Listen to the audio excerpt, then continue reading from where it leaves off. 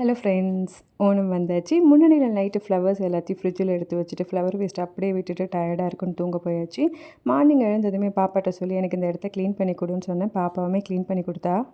மத்தியானம் லஞ்சுக்கு tomato rice with boiled egg கொஞ்சமாக நான் மிக்சர் எடுத்துட்டேன். பாப்பாவுக்குமே ஊட்டி விட்டு சாப்பிட்டு முடிச்சாச்சு.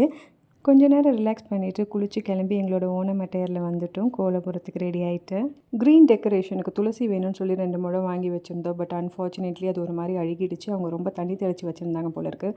மற்ற ஃப்ளவர்ஸ்லாம் நாங்கள் ஃபேனில் கொட்டி உதிர்த்து வச்சுருந்தனால அது எதுவும் ஆகலை. பட் துளசி மட்டும் அப்படி ஆனதுனால டிசப்பாயிண்ட் ஆகிட்டோம். சரி, வெளியில் போய் வாங்கலான்னு பார்த்தா மத்தியான டைமில் எந்த பூக்கடையும் இருக்காது. சாயந்தரம் வரைக்கும் வெயிட் பண்ண டைம் ஆகிடும்ன்றதுக்காக பிளிங்கிட்டில் ட்ரை பண்ணலான்னு பார்த்தோம். அதுலேயுமே ஸ்டாக் அவுட் ஆயிருந்துச்சு. சரி, நம்மக்கிட்ட இருக்க துளசிலேயே ஏதாவது தேருதான்னு பார்ப்போம்னு சொல்லி கொஞ்சமாக ஃப்ரெஷ்ஷாக இருக்கிறத மட்டும் எடுத்து சென்டரில் க்ரீனுக்காக வச்சுட்டோம். இந்த டிசைனை பாப்பா தான் சஜஸ்ட் பண்ணால். கலர் காம்பினேஷனுமே அவள் தான் ஐடியா கொடுத்துருந்தா.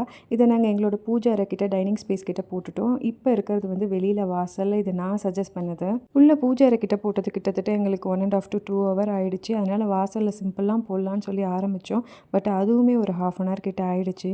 பொதுவாகவே பாப்பாவுக்கு வீட்டில் ட்ரெஸ்அப் பண்ணிவிட்டு ஐடியாலாம் இருக்கிறது பிடிக்காது. பட் அவளுக்கு பிடிச்ச 2 ஃபெஸ்டிவல்னால் ஒன்று ஓணம், இன்னும் தீபாவளி. அப்போ மட்டும் அழுக்கவே அழுக்காது. அவ்வளோ எனர்ஜெட்டிக்காக இருப்பாள். ஈவினிங் பூஜைக்காக கேரட் ரசமலை ஃபஸ்ட் டைமாக ட்ரை பண்ணியிருந்தேன். ரொம்பவே எம்மியாக இருந்தது. இது ஹெல்த்தி டிஷ்ஷும் கூட. இதோட ரெசிபியுமே உங்களுக்கு நெக்ஸ்ட் vlogல நான் ஷேர் பண்ணுறேன். ஒரு வழியாக பூஜையெல்லாம் முடிச்சுட்டு வீடியோ ஷூட், ஃபோட்டோ ஷூட்லாம் பண்ணோம். வீடே பார்க்குறதுக்கு ரொம்ப கலர்ஃபுல்லாகவும் டிவைன்ஃபுல்லாகவும் பாசிட்டிவ் வைப் கொடுத்துச்சு.